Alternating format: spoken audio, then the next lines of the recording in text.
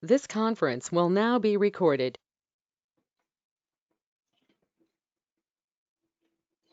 Good morning, students. As a continuation of the anesthesia topics, today it's our duty to learn something about intensive care unit and how things are managed inside the ICU. So, in our drastic and critical situations as of now, if the condition of any patient, so not alone COVID positive patient, any patient with comorbid conditions, if we have to escalate the treatment, we have to manage him only in the ICU. So, what defines the management of ICU? So, are there any guidelines, or do we need to get any protocols for management? How do we assess? How do we discharge? How do we admit the patients? How do we go with all the multiple precautions in the ICU? So, this is what this class is all about. And I will not be going into the exact details, which may take some 4 hours or 5 hours for that class. So instead, I'll be going through the main protocols which will guide us in the management of ICU and minimum criteria which are required. So the first slide will be something like this. So this is a typical patient in the ICU who is intubated. You can observe the central line in the left subclavian region, and endotracheal tube is there, and this is for oral suctioning and for gastric lavage. So this is the ventilator. So this is how there will be multiple invasive lines on the patient, and the patient is comatose, or if the patient is not mobile and the patient may be paralyzed, patient may be very toxic, multiple organs may be failing, or even if it is only single organ, that may be a systemic collapse of the function. So how do we define them? They will be the sickest patients with multiple diagnoses, multi-organ failure, immunocompromised, and sepsis and trauma. So broadly, to classify broadly, the sickest of the sickest patients are to be placed in the ICU and taken care of.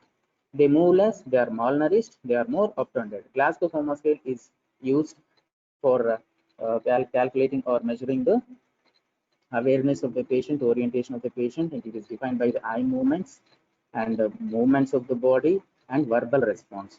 So this is given as E4, M6, and V5, which is giving 15 out of 15 for a normal healthy patient. So that will be very less.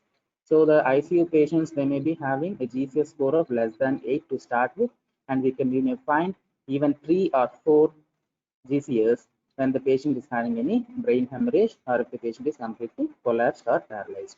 So most often the ICU patients are having multiple comorbid conditions like diabetes and heart failure and hypertension crisis also. So the invasive procedures are very common in ICU care for monitoring purpose. More invasive lines and procedures are, and including surgeries, are needed in these patients. There will be longer length of the stay, and more intravenous and parenteral drugs are to be administered. There is more nasogastric feeding and parenteral nutrition to maintain the caloric value and caloric efficiency of the body for all the basic metabolisms to happen. And the more amount of ventilation, that is oxygenation, supply of oxygen to the tissues is needed for this patient. So we have certain protocols for management of intensive care unit. So we roughly have 12 to 13 protocols like that. So first one is the admission and discharge policy in the intensive care unit. To see that in the admission criteria, see these are the systems that maybe make the patient come into ICU. So respiratory systems like COPD, chronic bronchitis or bronchial asthma, interstitial lung disease, tuberculosis, cardiovascular diseases like coronary artery disease, and any microstenosis or any valvular heart lesions or dyspnea for that matter that has to be evaluated further.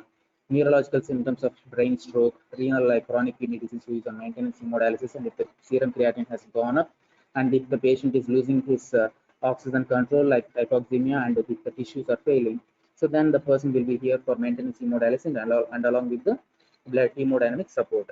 So endocrine systems like thyroid storm and other endocrine disorders are needed.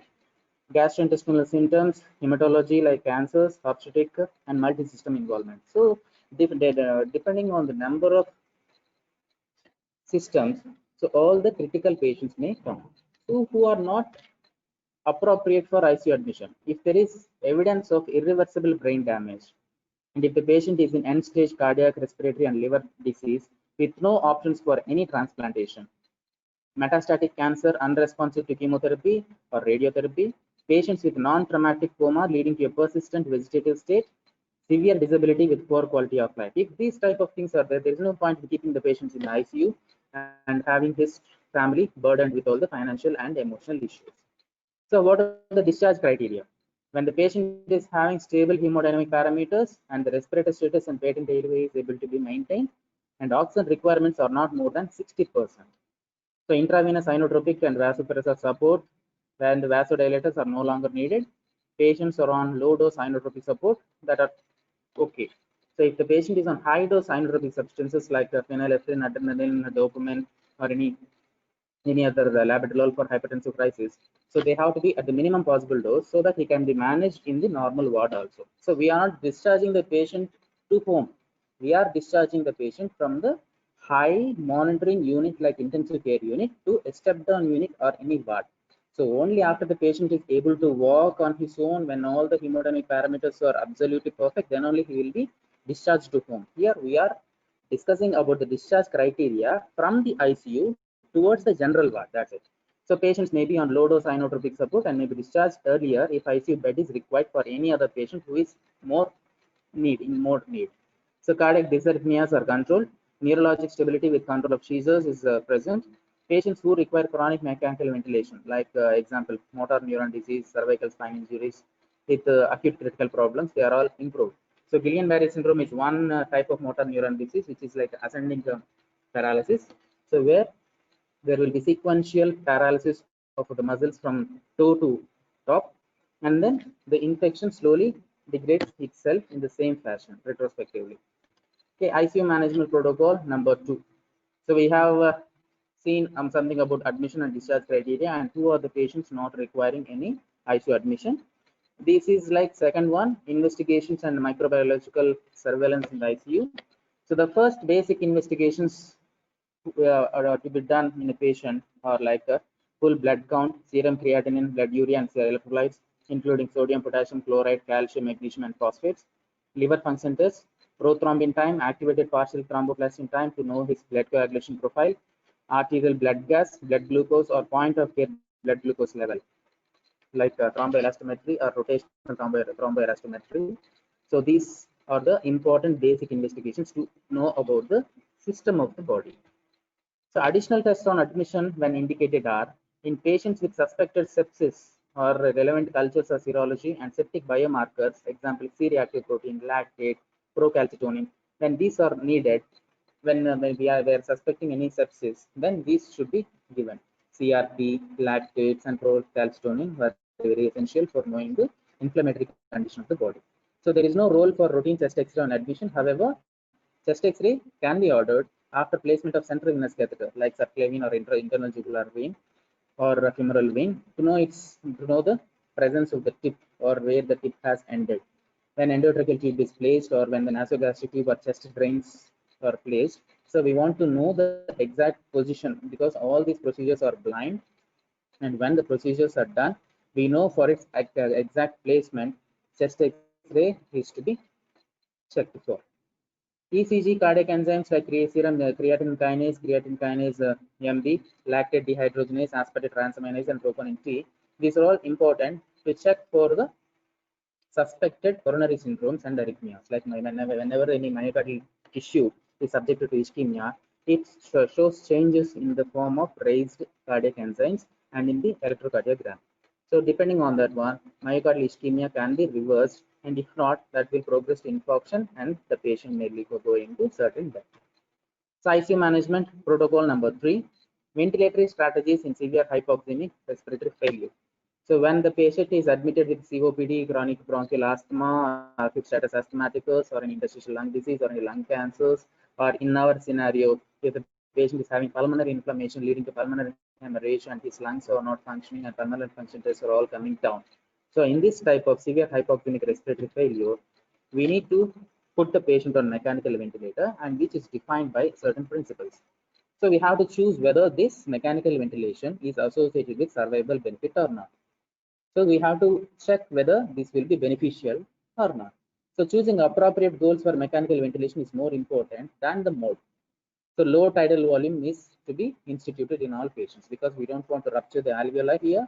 So the amount of air that is taken in or out of the lungs during each breath is the tidal volume.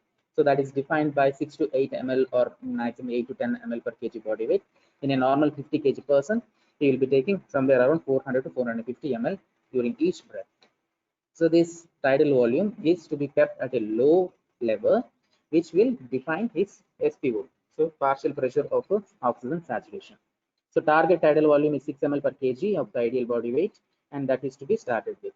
If necessary, accept the physiological target outside the normal range, like permissive hypoxemia and permissive hypercapnia. So when ventilation is to be maintained at a normal range, and this normal ventilation is making other system to fail, like in this scenario cerebral perfusion pressure is being altered or there is increased in the oxygen metabolites, then we can go with permissive hypoxemia, and we can allow for the carbon dioxide also to pent up to some extent. So normal carbon dioxide content will be like 35 to 45 millimeters of mercury PaCO2, and if it is less, that is called hypocapnia, and if it is more than 45, it is called hypercapnia. So there are conditions where permissive hypercapnia is also beneficial to the patient.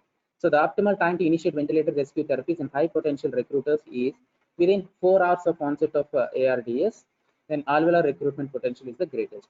So the choice of rescue therapy should be based on equipment availability and clinician expertise. If the therapy does not result in improved oxygenation, it should be abandoned. So these are the basic principles. Like we don't need to go with the stubborn mentality to use mechanical ventilation on every single patient. There are certain criteria to check whether the mechanical ventilation equipment, if we use for the particular patient, is beneficial to him or is a burden to the family and the patient. So number 4, how do we wean off from the mechanical ventilation in ICU? See, there are certain respiratory criteria, cardiovascular criteria, and neurological criteria. It's not like we put the patient on ventilator and immediately after 4 to 6 hours or after 12 to 24 hours we remove it. No, we need to check each and every system whether that is stable or not. So to know that, to check the respiratory criteria, we have adequate oxygenation. If the PaO2 is more than 60 millimeters of mercury with FiO2 of less than 0.5% and PEEP less than 8 centimeters of water, then we know that there is adequate oxygenation. This can be checked on arterial blood gas analysis. In ABG, we'll see that FiO2, normal FiO2, so we are breathing atmospheric oxygen, and we assume that it is 0.21% because 21% of atmospheric air is filled with oxygen. We consider it like 0.21% is the FiO2. So if we are keeping 50% of oxygen and 50% of air, then FiO2 becomes 0.5. This is what is shown here. So if with FiO2 of 0.5, like oxygen with 50%, if the PaO2 is more than 60 millimeters of mercury, then it is adequate, just adequate oxygenation. No significant respiratory acidosis. Respiratory rate should be less than 35 breaths per minute. That means the respiratory is normal and it is not hyperapnea. And tidal volume should be more than 5 ml per kg, and minute volume is less than 12 liters per minute. That is, tidal volume into respiratory rate gives us minute ventilation or minute volume. So cardiovascular criteria goes like this. Heart rate should be less than 140. So in normal cases, we assume that 110 is very good for the patient if we want to wean off the patient. We want to try to wean off the patient from exact mechanical ventilation support. If it is more than 140 per minute, it is called sinus 110, it is called sinus tachycardia. And as the heart rate goes on increasing, so there is lesser and lesser amount of pumping of the blood from the left ventricle into the systemic circulation. So that means cardiac output will come down. When cardiac output comes down from the left ventricle into the systemic blood vessels, so there won't be much amount of blood reaching all the target organs like heart, kidneys, spleen, liver. So there will be target organ hypoperfusion, which may alter the basic oxygen metabolism in that particular organ, and it may tilt towards anaerobic metabolism where all the toxic metabolites are formed. So the blood pressure has to be normal with minimal or no vasopressor supports, and there should not be any evidence of myocardial ischemia. Neurological criteria, like the patient is arousable and Glasgow Coma scale is more than 13. So we know that the maximum is 15. If the GCS is more than 13, he should be fine, and the system can be slowly weaned out. So how do we do that? we will not immediately extubate the patient and remove the ventilator from the patient. So we will slowly conduct a spontaneous breathing trial. So after long ventilation, so we give a gap of 10 to 15 minutes where the patient will be connected to a T-piece with oxygen, and patient is encouraged to breathe spontaneously.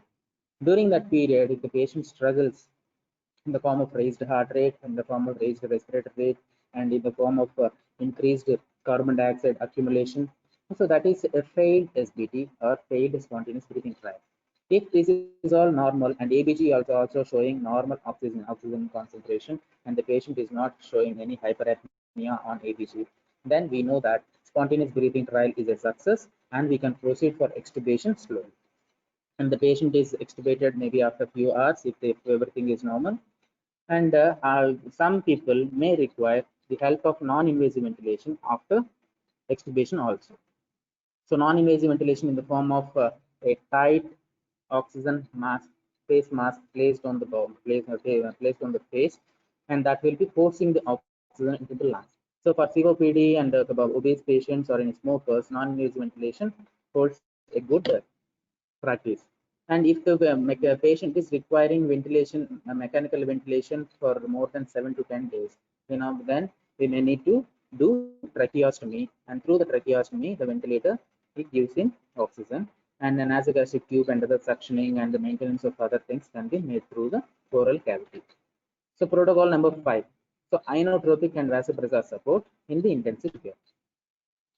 So what are the principles? We are dealing only with these principles. I can go on for another 1 hour or 1.5 hours only about inotropes. But here, before use of inotroping and vasopressor support, it is important to correct the hypovolemia. Hypovolemia means if the body itself is not having any volume normality, or if the patient is losing vomiting in the form of diarrhea, or if the patient is having any vomitings, so then we have to correct the fluid status of the body. So that is called correcting hypovolemia or maintaining normovolemia. We have to exclude the causes of obstructive shock like tension pneumothorax, cardiac tamponade, and pulmonary embolism, which may definitely need help of inotropic and vasopressor support. The selection of the drugs is determined by the cause of shock and the desired therapeutic activity targeting the underlying pathophysiology. The dose of inotropes and vasopressors need to be titrated to targeted goals.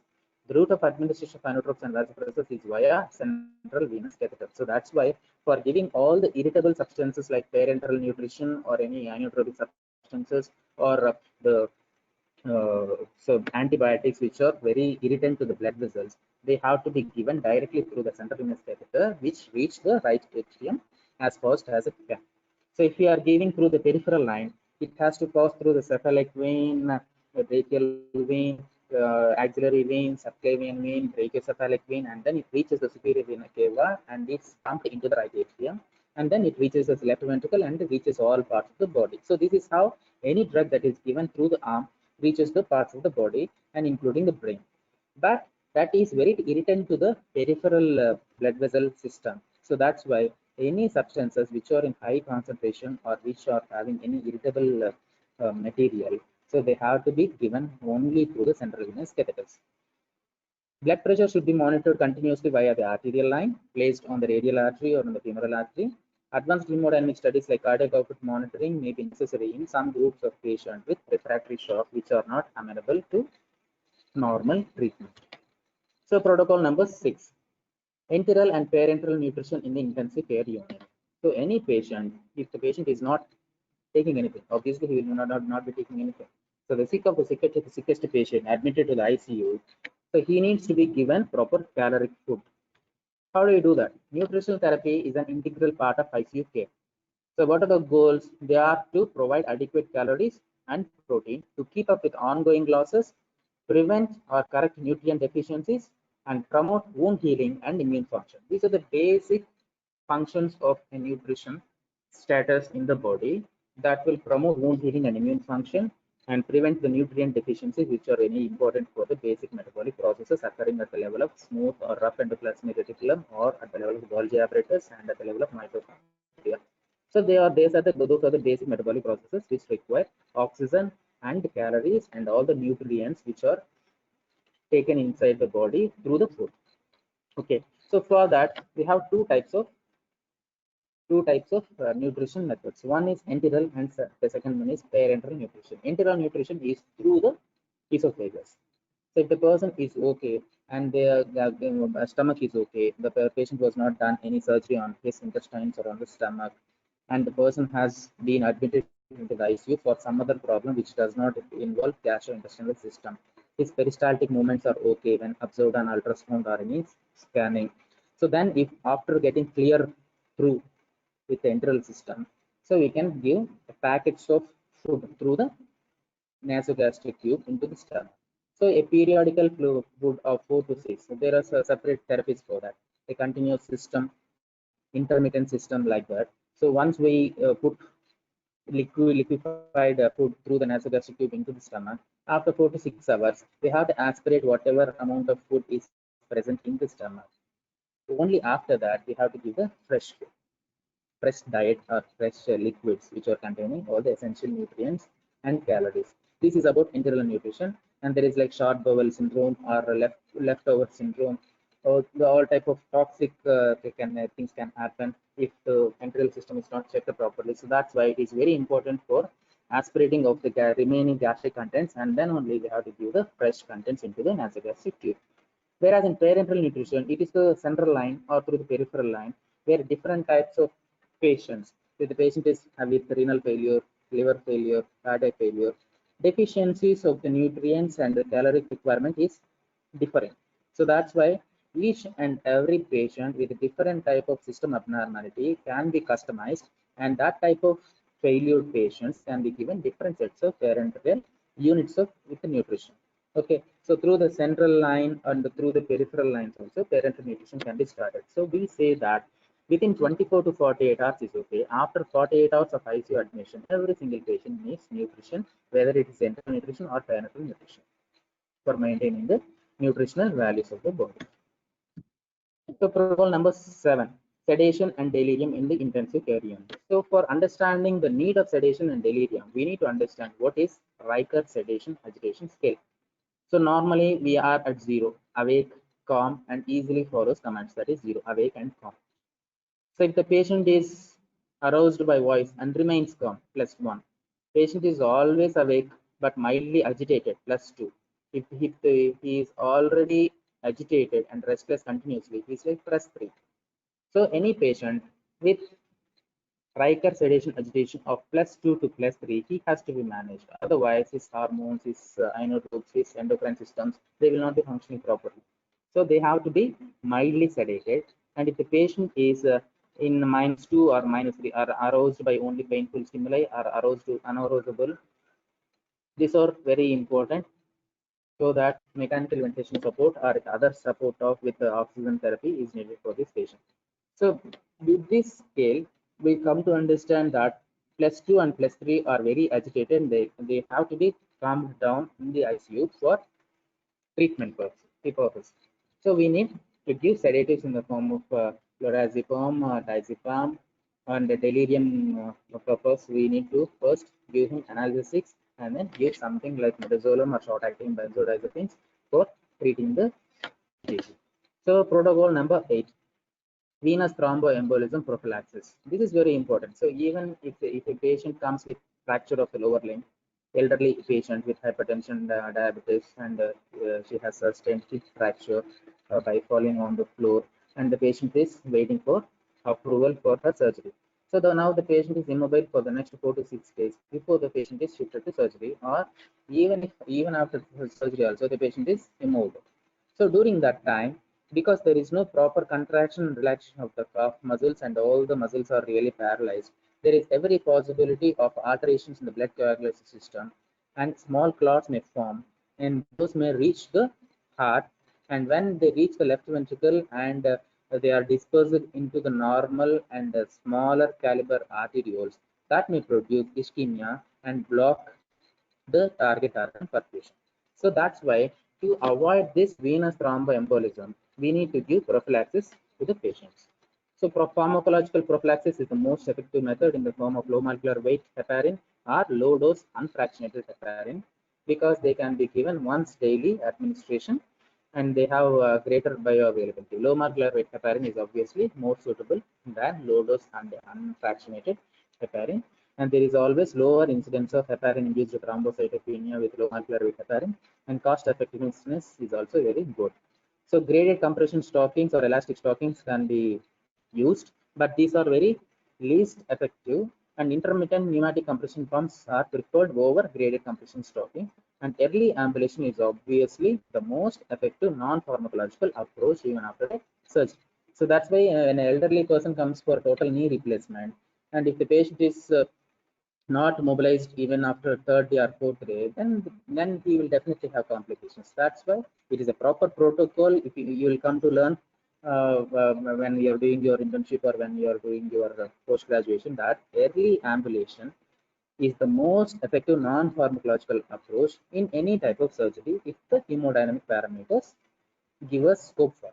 So this will help in normalization of his activity, and all his systems will be up to the mark, and they will not have any trouble in basic metabolic processes. So early ambulation is very important. So protocol number 9, stress-related mucosal disease prophylaxis in the intensive care unit. So to start, prophylaxis is very important if any of the acute risk factors are present. So when the patient is on mechanical ventilation for more than 2 days, when there is coagulopathy in the form of abnormality in the prothrombin time or activated partial thromboplastin in time, and BTCT are abnormal, rotational thromboelastography or thromboelastometry are very abnormal, hypoperfusion states and organ dysfunction like sepsis, hemorrhagic, cardiogenic, anaphylactic shock states are present, severe head injury or spinal cord injury, severe burns ranging to more than 35%, or if the patient is on high dose corticosteroids like more than 250 milligrams of hydrocortisone per day or its equivalent, so like methylprednisolone or any other particulate or non-particulate steroid if the patient is taking. So these type of things will have stress, and that will show its effect on the mucosal membranes of the body. So that's why stress-related mucosal surfaces damage is to be prevented at any cost. So these are the main risk factors. And prophylactic therapy for stress-related mucosal disease is to use intravenous ranitidine 50 milligrams 8 hourly, or change to oral ranitidine of 150 milligrams 12 hourly in patients who are enterally fed. That means who are using their gastric system. In renal failure, IV dose has to be 50 milligrams 12 hourly, or orally 150 milligrams 24 hourly. So that has to be reduced in renal failure because the system cannot metabolize and eliminate all the tablets or other medications. So proton pump inhibitors are indicated in patients with proven ulcers and are already on PPI treatment.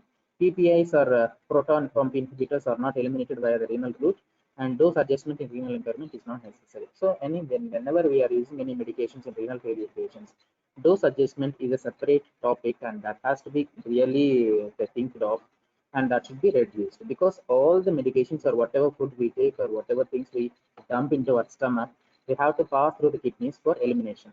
So, but fewer drugs are there. In anesthesiology also, we have our atracurium or cisatracurium, which are nuclear blocking agents, which don't require renal metabolization for elimination of the products outside of the body. So that type of things have plasma cholinesterase, which are metabolized in the blood itself. And likewise, we have PPIs, proton pump inhibitors. They are not eliminated through the renal route, and they don't require any dose adjustment in renal elimination. Okay. So protocol number 10. So blood glucose management in the intensive care unit or insulin infusion protocol is very important. So because insulin or if blood glucose is not maintained properly, so there is a risk for possibility of diabetes mellitus, showing its minor and major complications. Minor complications will be in the form of small blood vessels or retinopathy changes, and major complications will be in the form of end-stage renal disease or cardiac failure, or in the brain will have accelerated atherosclerosis, and retinopathy of pigmentation will be there, and this can affect system. This can affect the systems, and that will produce end-stage diseases of all the organs. So hypertension, diabetes mellitus, and tuberculosis. These are some of the very few of the long list of things which can affect any part of the body. So that's why maintenance of insulin is very important. And if you remember your UG textbook, you see that on one side a big elephant will be present, and on the other side all the other animals will be present, and they will be playing the tug of war. So this is like the insulin compound is very important for the normal glucose metabolism in the body, and all the other glucagon and other immunosuppressants and other immunodefective agents released from the system, gastrointestinal system, gallbladder, everything, they will be on the other side. So one is causing hypoglycemia, other is causing hyperglycemia. So these are very interlinked, and blood glucose management is very important for the wound healing and proper functioning of the intracellular components also. So protocol number 11. So early mobilization for patients in the intensive care unit is very important, as we have already discussed. Like if the patient is unconscious, there should be passive range of movement. Like physiotherapist will come every second hourly, he will check for the passive range of movements, and he will advise to the sisters who are present in the ICU regarding positional changing. Level 2, if the patient is conscious, there should be passive range of movements 3 times in a day, and in every 2 hours the patient has to be turned, and active resistance physiotherapy and sitting position to a minimum of 220 times 3 times a day, something like that they have to do done. And in the level 3 and level 4, the turning, sitting positions and sitting on the edge and active transfer to the chair, these are all a progressive things of making the patient aware of the environment, and the patient is made to walk on his own, sit on the ventilator, sit on the chair, and he will be encouraged to use bathroom on his own. So like that, physiotherapists and the nurses in the ICU, they will do a wonderful job of making the patient come from a condition where he was on mechanical ventilation for a long time till the patient is discharged on his own legs. So this is like a very wonderful progress if you are really posted in the ICU, and if you follow few patients continuously from his most critical condition to the condition where the patient is discharged to ward, then you will observe the importance of physiotherapy, the importance of early ambulation, importance of weaning off the ventilator, importance of how the nutrition is helping them. So like that, there are many factors which are to be simultaneously assessed for making the patient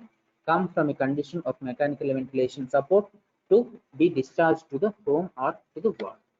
Okay, so this is early ambulation. The physiotherapist comes daily and he will be doing all the things. And you might remember in one of the few movies also where Nagarjuna is completely paralyzed below the cervical region, and daily doctor or physiotherapist comes and he will be doing all the passive range of movements for that patient, because there will be blood coagulation and thromboprophylaxis has to be done with the help of passive range of movements and turning the movements. Also, if the patient is left alone on the bed and he's not turned every second hourly like that, the most common complication will be formation of bed sores, which can be a secondary source of infection, which can be very difficult to treat. So that's why early ambulation in the ICU patients and continuous passive movements of the patients are very much important. So protocol number 12. When do we need to withhold and withdraw the life support in the ICU? So we know patients will be there for a long time, and even in one of the movies recently, after 25 years of ICU management, one lady gets up and gives us the most twist in the story. So that will not happen daily. That's a different issue. So when do we withhold and withdraw the life support? So a patient with imminent death, a patient with terminal condition, a patient with severe and irreversible condition impairing cognition and consciousness, but that may not occur for many months. So the patient will be like in a vegetative state. So he will not be useful, he will not regain his own consciousness, he will not be the same person he used to be before ICU admission. And a competent patient who knows his family conditions and who does not want to be burdened with all the life support, tubes placed, Invisaligns placed, and who has lived his life, and it is his will to say and tell the doctors, if he is a competent person, to say that if my condition deteriorates, please don't escalate the treatment, please don't escalate all the critical systems, and I don't want that. So even in COVID positive scenario also, we know many of the 60 or 70-year-old patients, so they advised, so they told, if my condition deteriorates, please don't waste all the equipment and ventilator strategies on me, rather you can use it for a 20-year-old 30-year-old person who is not having any life ahead of him. So we can use that type of thing. So we maybe on internet you might have found some 2 or 3 examples where the patients, even though they know that they will die without support, so they told that we have lived our life,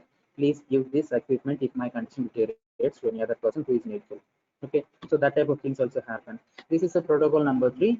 There should be any positive policy on mechanical ventilation outside the intensive care unit. So obviously when the person is collapsed, outside the intensive care unit, that conditions can be categorized into three. So there is prospect of meaningful recovery, but is not available. That because the ICU bed is not available, is not admitted. So there is prospect of meaningful recovery, but recovery is uncertain and he is not admitted due to an ICU bed. So there is no prospect of meaningful recovery. So this is like triaging. If you want to have any policy of mechanical ventilation outside the bed, outside the ICU, we need to have proper equipment. We need to decide whether the need of mechanical ventilation for this patient is justified or not. If we know that there is absolute prospect of meaningful recovery, then we can make all the possible efforts to bring a vacant bed to him and manage him in the ICU. So otherwise, we have to think like that one. So these are the 13 protocols, ICU management protocols. And to shift to, I'll be sliding over the slides very fastly for the next 10 minutes, and we'll be finished on the topic class. So there are always risks of cross infections in the ICU, and has hand washing facilities, IVs, isolation facilities are not properly present, and these type of excessive antibiotic use and inadequate decontamination of items and equipment, these are very important factors in the spread of cross infections. So that's why we need to have a strategy for prevention, like proper hand washing, using gloves to prevent contamination of the hands, and wear gloves and gowns often, and use antiseptic technique for the patients. And we have other thing like prevention of bloodstream infections. So cross contamination from the sisters or any equipment or from the things we use in ICU. So that is one thing.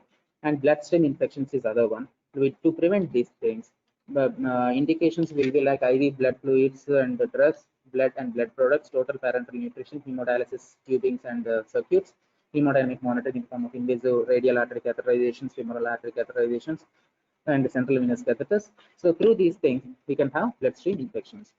So these have to be prevented. How do we prevent? So there have to be a proper trained staff with written guidelines, sterile gowns, sterile gloves, sterile blood strips, and we should not shave the site where the procedure is to be performed, because you'll be disturbing the surface anatomy of the skin, and all the microbial flora which are dormant there, they will be activated, and that can produce cross infection or bloodstream infection also. So hand disinfection with an antiseptic solution like chlorhexidine gluconate is very much essential. So skin antisepsis with 2% chlorhexidine is to be done all the time, and dressing is to be done every 2 days, and transparent dressing every 7 days if there is on short-term catheter, and replace the dressing when catheter is replaced or dressing becomes damp or loose. So these are the guidelines based for the bloodstream infections prevention. Catheters are to be removed properly if there should not be any catheter if there is no need.